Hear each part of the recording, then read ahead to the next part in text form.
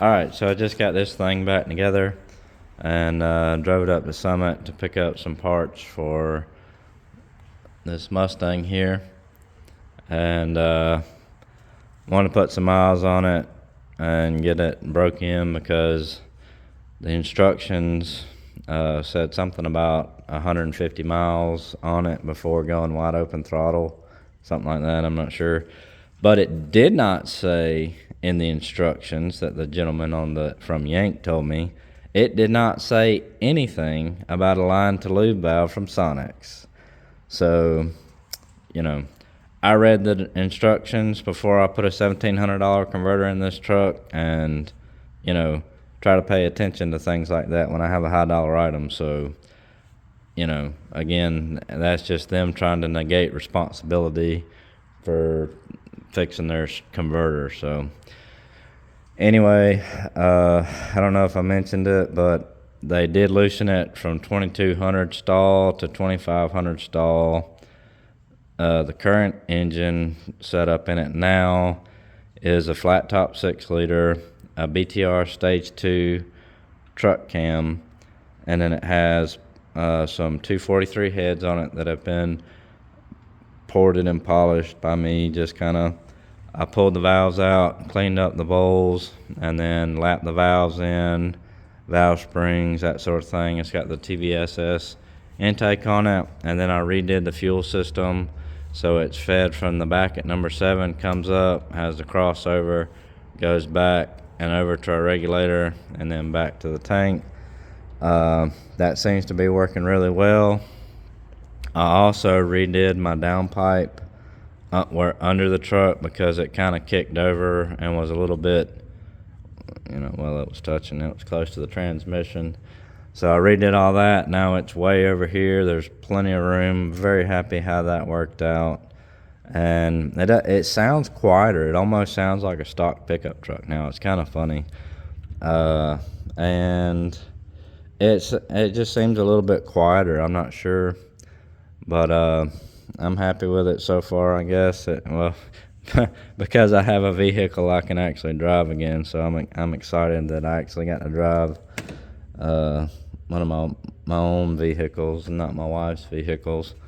So I thought it'd be kind of interesting to go over the combinations that I've had in this truck and what I did and didn't like about each one of them. So with this one, I haven't gotten into any kind of power with it whatsoever. So with this configuration, it's almost 11-to-1 compression with the turbo. So I do have a friend that has a 2500 regular cab long bed with an aluminum LS2. Well, I guess that would be a true LS2, flat tops and 243s, and he runs about 12.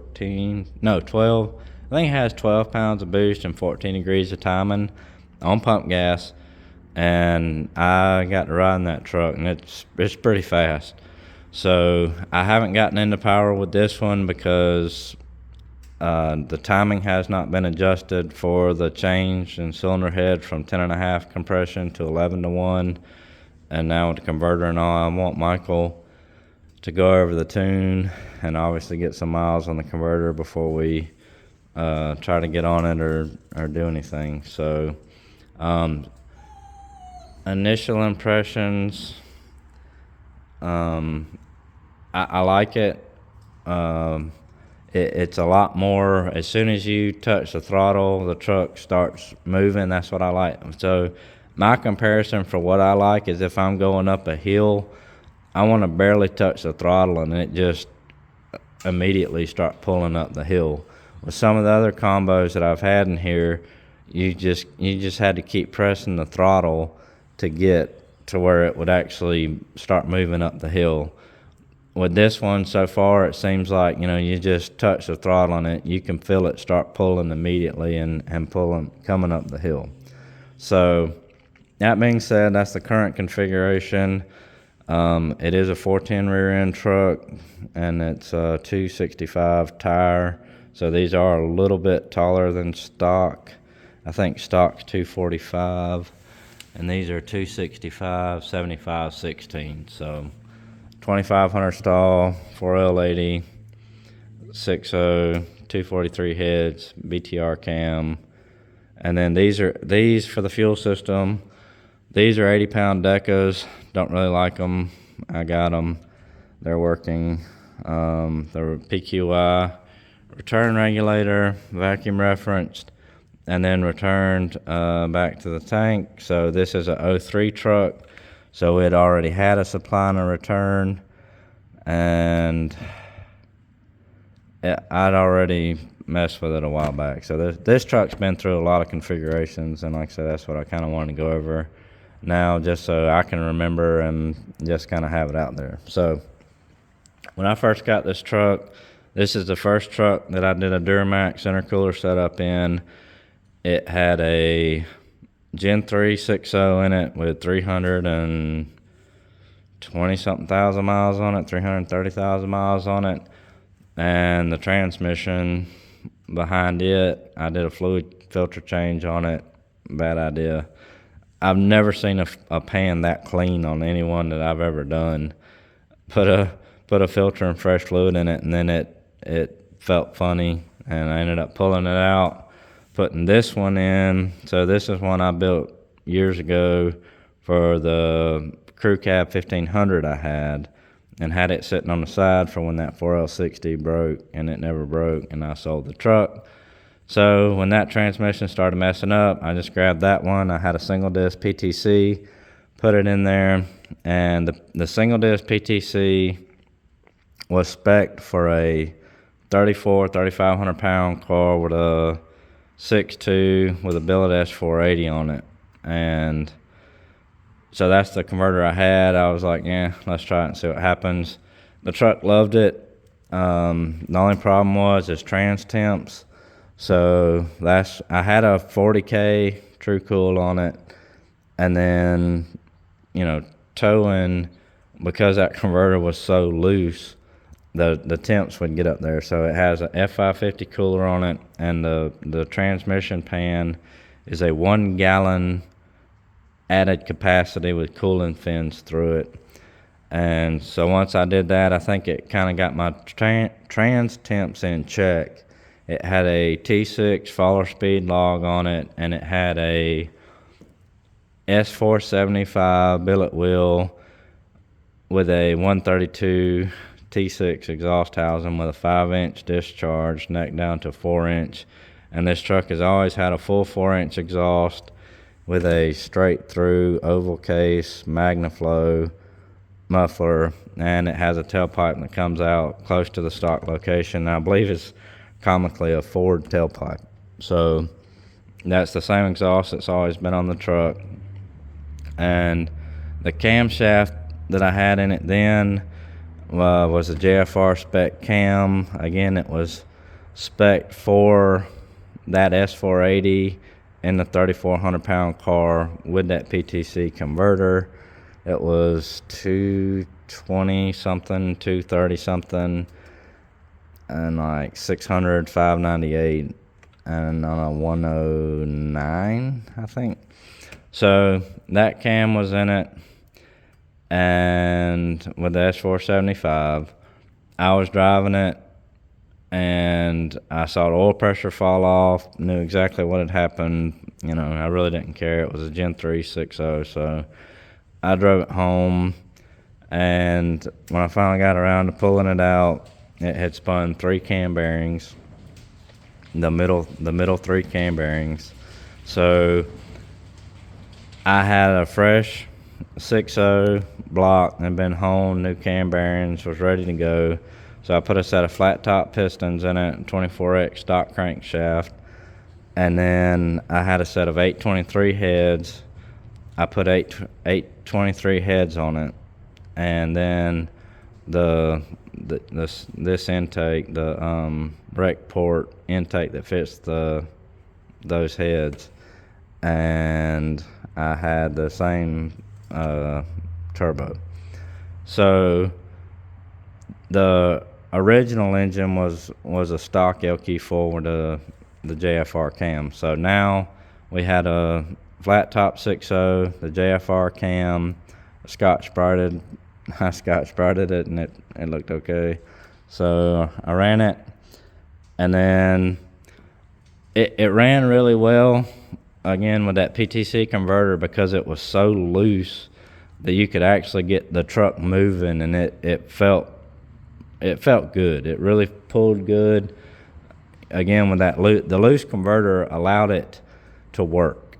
So then I heard that torque converter. The truck still ran and drove, but it was making like a ratcheting noise when you come to a stop, and you could put it in neutral and the noise would go away. You put it back in drive and it was still there. So I listened to it, pulled the transmission out, and you could spin the converter and it just sounded like a ratchet. It was kind of comical, but anyway, I didn't expect that converter to hold up. It wasn't spec for this. It wasn't a triple disc. It wasn't a big heavy duty converter.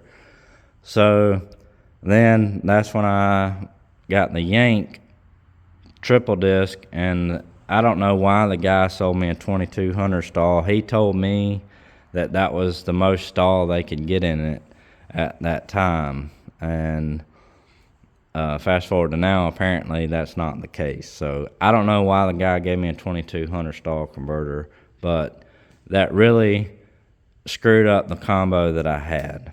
So when I put that converter in there, I was not happy with it, because the loose converter allowed my old combo to come up into the power and the truck worked, but then the trans temps and that whole deal. So then I switched from the billet S475 with a 132 exhaust housing. I went to a billet S480 from Jose at Forced Induction with a T6 exhaust, and it had a 110 exhaust housing. So I put that on there, and then it might have made a little bit more difference with the smaller exhaust housing, but I still didn't like it.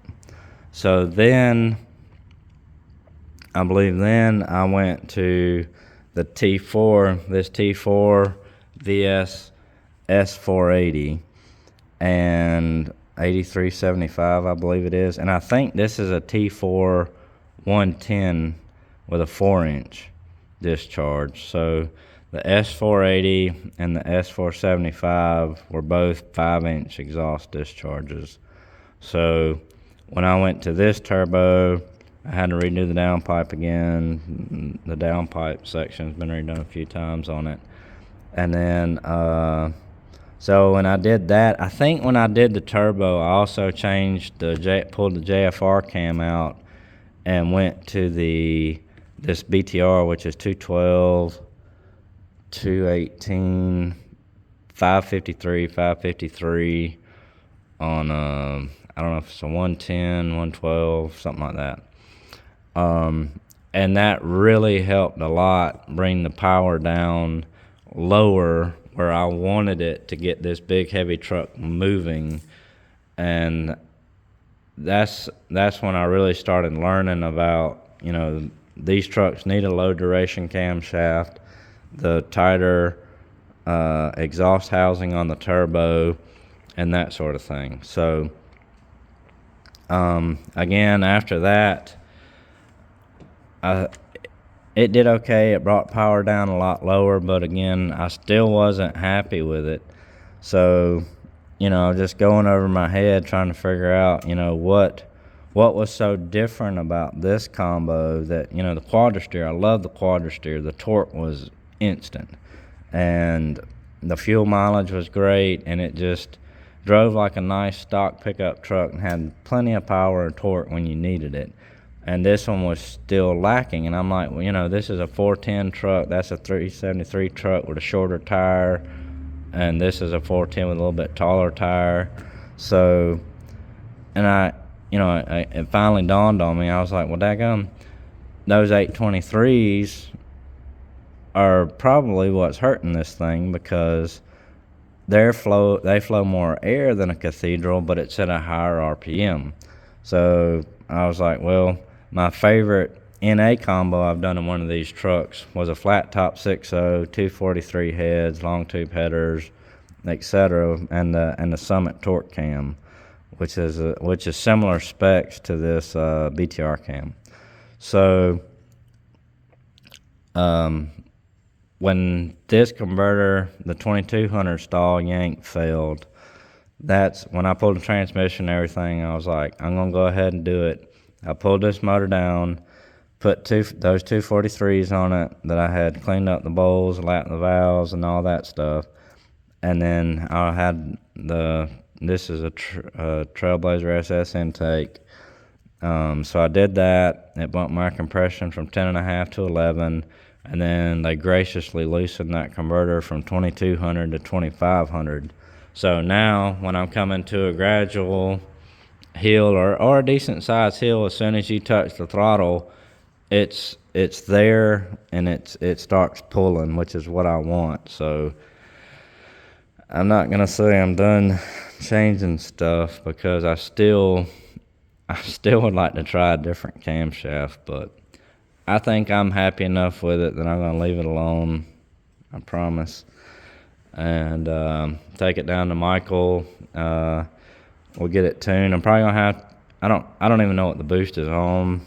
I'm probably gonna have to turn the boost down a little bit, but with 11-to-1 engine and pump gas, it's a deadly combo. So we'll have to be extremely conservative on the timing and make sure that we don't rattle it, because as soon as you rattle it, it's done. But anyway, I think I mentioned on one video, I had just done the AC on this truck a couple times actually, and then when I had everything apart, I noticed why the AC wasn't working, and the brand new compressor had thrown the clutch off, the front clutch that's held on with a 10mm bolt.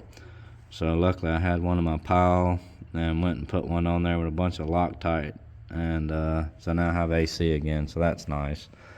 And and there was a little bit of the truck had like once you settled out at cruising speed, it kind of had like a little surge I could feel. Like probably nobody else would notice it, but it drove me crazy. And now I think that it's gone, but I think with the fuel system set up like this, I think maybe that's what fixed it, because before it just kind of had like a little. It's hard to explain, I guess. There's like a little surge or something, but it drove me nuts. But like I say, nobody else noticed it but me. But anyway, so that's where we're at with this. I just want to go over some of the combos that I've done on this thing, and just some of the things that I've learned about it. And so like I say, I'm pretty happy with it so far. I'll get it down to Michael's, we'll get the tune cleaned up, and then I doubt we're going to put it back on the dyno. I mean, there's no sense in putting it on the dyno. We'll probably just clean up the cruising air fuel, and then probably have to pull a bunch of timing out of it, and that should do us. So anyway, that's that.